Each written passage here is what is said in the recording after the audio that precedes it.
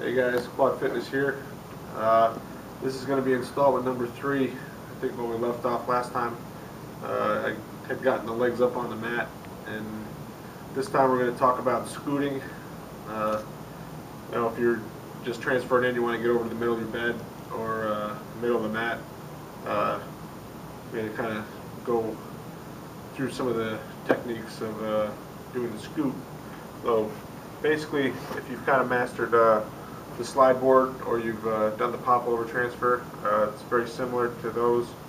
Basically, it's the head-hip relationship again, moving, also getting that butt off the mat, so you're not dragging your skin across the mat too much. You'll get too many abrasions or any kind of friction on the mat. So basically what we're going to do is, what I like to do is kind of slide my leg over first, kind of push it. That kind of gives you something to kind of work towards. Then the same thing with this leg, I kind of bring it over close to this one. That way when I transfer, my legs aren't going to impede me from moving as far as I can. If you have your legs back here and you try and transfer to the right, your legs are going to be kind of stopping you from getting maybe as far as you want to. So I always try and move them in the direction I'm going to go first. Sometimes it helps not having shoes on too, because those will definitely kind of slow you down on the mat. It's just going to kind of act as a brake, holding onto the rubber. So, but if you do have your shoes on, it's not a big deal. Get them out in front of you, and then kind of move towards them. Same thing here. Get my weight forward, just like in the transfer. You don't want to go too far. Just kind of where you feel comfortable. I think a lot of it through your back muscles and stuff's going to kind of hold you up. A lot of people are afraid to let go of their arms in this position. They think they're going to completely fold flat, but as you can see, I got my arms right up in the air, and I'm not going anywhere. Kind of hanging on my back muscles right here. So I haven't found anybody that folded flat yet. So if you do have a problem, then you just kind of keep your arm out in front of you. But for me, same thing. I'm reaching my arm in the direction I'm going.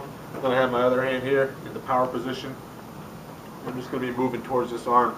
This arm's kind of acting, it's kind of pulling me in that direction. And this one's pushing. So then the same thing. My head's going to go this way, and that's going to force my hips in this direction. So you don't need that much clearance, but you just want to try and get enough. You can see it's basically a transfer on the mat. So then obviously if you can't get that far, just smaller ones. Keeping that hand, that arm in that power position, and then just you can move short distances too. But the further out you reach, the stronger your triceps are, the better your technique is, the easier it is going to be for get a little bit longer scoot. And then the same thing, I'm kind of throwing my head.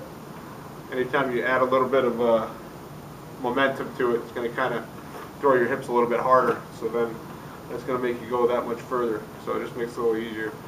Kind of a little bit on the technique. So that's your basic scoot.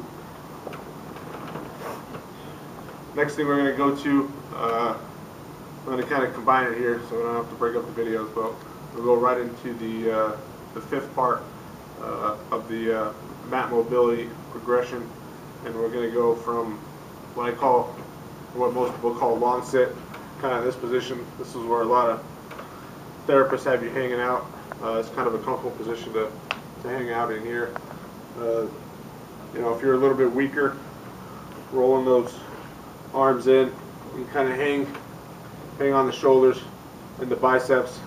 Somebody might have a little bit more balance, a little bit more triceps, might be able to kind of hang out a little bit more vertical. You put a little more weight down through those tris, kind of keeping you up. But rolling those arms out, so you've 5, 6 quads and maybe a little bit higher, or a new C6, 7, you're going to probably be a little more comfortable rolling your arms out, kind of hanging on those biceps, front of your shoulders, kind of here in this position.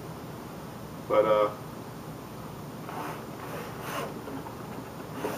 more a little bit more upright once you get used to it. Once you get used to the balance, your torso and stuff, kind of hang out up here.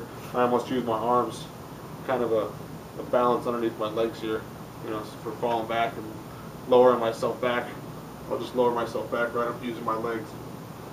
But going from this position, a lot of therapists, they'll have you drop down onto your one elbow, and then they might have you roll over onto your double elbow, but that's not really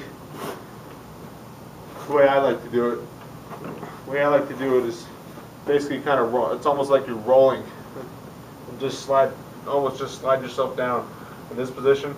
You're just kind of letting yourself out, extend your arms, and then you'll just roll right back onto your back into supine position.